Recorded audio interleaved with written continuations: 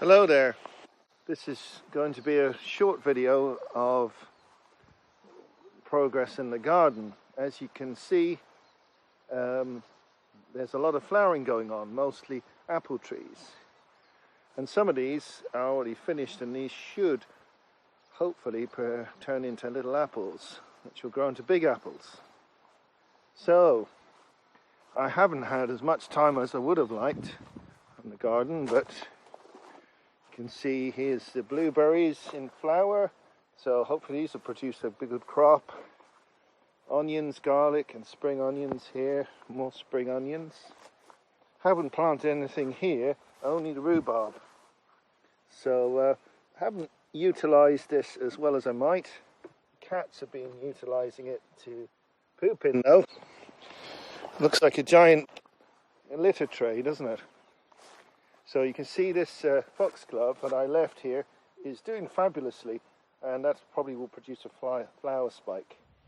So here we are again at my polytunnel. It's nearly the end of April, and it's not as tidy as it should be. Look and see there's all those pots there. Some of the seedlings here I need to weed some of those. There's chilies and God knows in there, as much as there is weeds.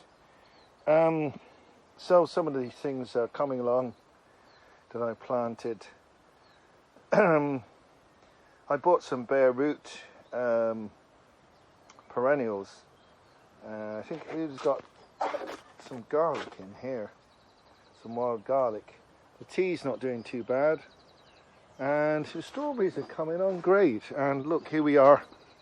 See, we've got ripe strawberries already, and it's only the beginning, not even May. I mean, it's the end of April. See, there's some more.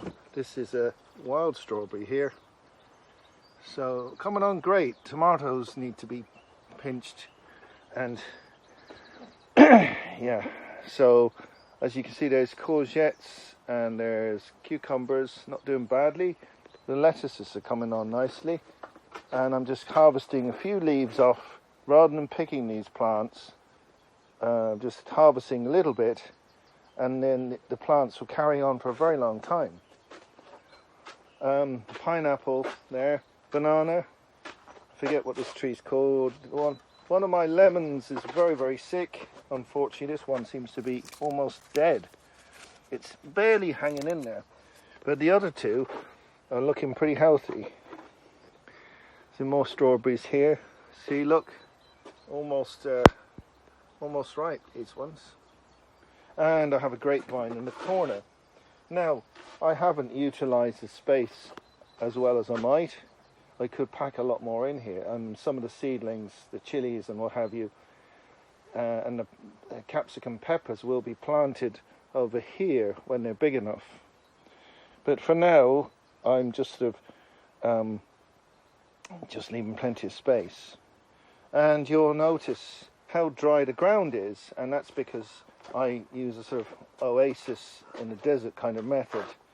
What I do is I only water the places that is needed, so everywhere else around is dry as a bone, which reduces the amount of weeding that I have to do enormously. Here on top of this old bookshelf, you can see, I think these are cucumbers, yeah, I'm pretty sure they are. They look very similar to courgettes when they're small. But I'm mostly using this old bookcase, for storing pots. But, you know, up here, it's well out of the way of any slugs and other predators that might want to eat them. So they'll stay here with a little layer of mulch, which helps with the weeds and the water loss until they get big enough to go into the ground. So, I mean, although I'm not putting in as much effort as I probably should in the tunnel, at least everything's still alive and seems to be getting bigger. And you'll see as I come out here, I've got my blackcurrant bushes.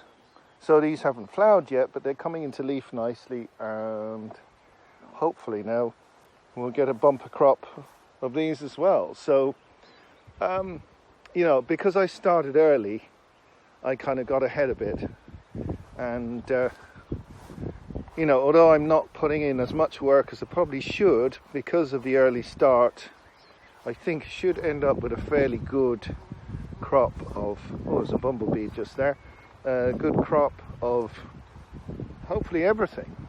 So, you know, there's a lot of sense in starting early and, you know, instead of trying to cram it all in to the good weather part, which is sort of from now onwards pretty much. Gosh, look at all the flowers here.